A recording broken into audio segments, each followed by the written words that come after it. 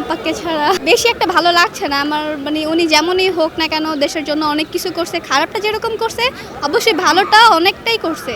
তো সব মিলিয়ে মানে উনি যে নেই এটা একটু খারাপ। দেশের মধ্যে যা হচ্ছে সবকিছু মিলিয়ে খুবই খারাপ, এখন হচ্ছে খুবই খারাপ হতেছে। আজকে বের হয়ে ফিল করেছি যে অনেক ভিড় ছিল, অনেক ক্রাউড থাকতো, এখন অনেক খালি রাস্তাঘাট। অনেকে ভয়ের কারণে বের হয়নি। আজকে এই বৈশাখের দিনটা আমরা কিন্তু 3 বছর পর পাইছি, তো 2 বছর পর পাইছি, তো সবার মধ্যে এটা নিয়ে একটা খুবই এক্সাইটেড কাজ করছে।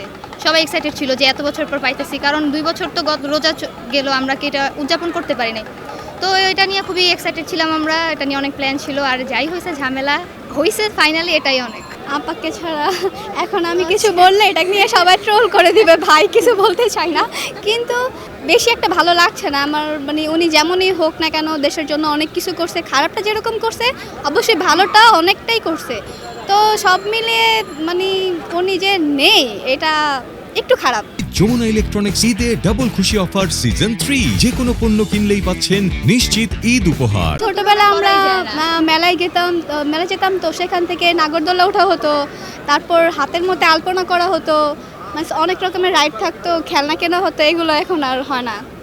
সো এই জিনিসটাও মানে ছোটবেলার সাথে এখনটা পুরোই ডিফারেন্স, পুরো মিলেই না। দেশের মধ্যে যা হচ্ছে সবকিছু মিলিয়ে খুবই খারাপ, মানে আগে খারাপটা হলেও মানুষের চোখে এত পড়তো না, এরকম ভাবে হতো না, কিন্তু এখন হচ্ছে খুবই খারাপ হতেছে। মানে এখন উইশ হচ্ছে একটাই, দেশে শান্তি ফিরে আসুক। আমরা প্রতি বছরই বৈশাখে টিএসিয়া চারুকলায় অবশ্যই আসি, তো খুব এনজয় করছি। বাংলাদেশে তো আসলে মানে সরকার পরিবর্তন হয় এবং ভিন্নতা আসবে, সো আমরা ওভাবেই নিচ্ছি জিনিসটা, ওভাবেই উদযাপন করছি।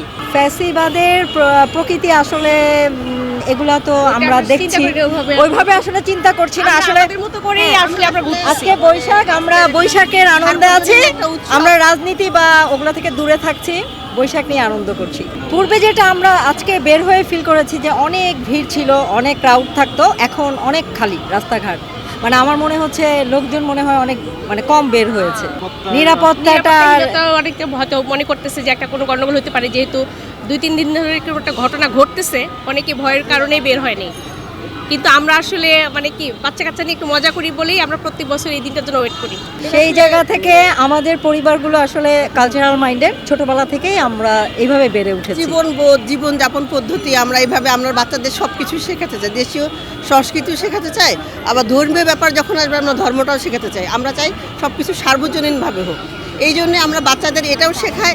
আবার ধর্মীয় যখন উৎসব হয়, ধর্মীয় যখন হয়, তখন সেই ক্ষেত্রে আমরা সেখানে সেভাবে উপস্থাপন করি বাচ্চাদের। আমরা অনেক সময় বাচ্চাদেরকে ছেড়ে দিয়ে অনিরাপত্তায় ভুগি, কিন্তু বাচ্চারা যেন নিরাপত্তা চায় পায় আর কি, স্বাধীনভাবে চলাচল করতে পারে, আমাদের মনে যেন সেই আতঙ্কতাটা না থাকে। আমরা স্বাধীন দেশ চাই, স্বাধীন দেশ বলতে বাচ্চারা যেন কোনো নিরাপত্তাহীনতা না ভোগে, আমরা রাস্তাঘাটে বের হলে যেন ভালোভাবে চলতে পারি, কোনো ভয় যেন আমাদের মধ্যে না কাজ করে।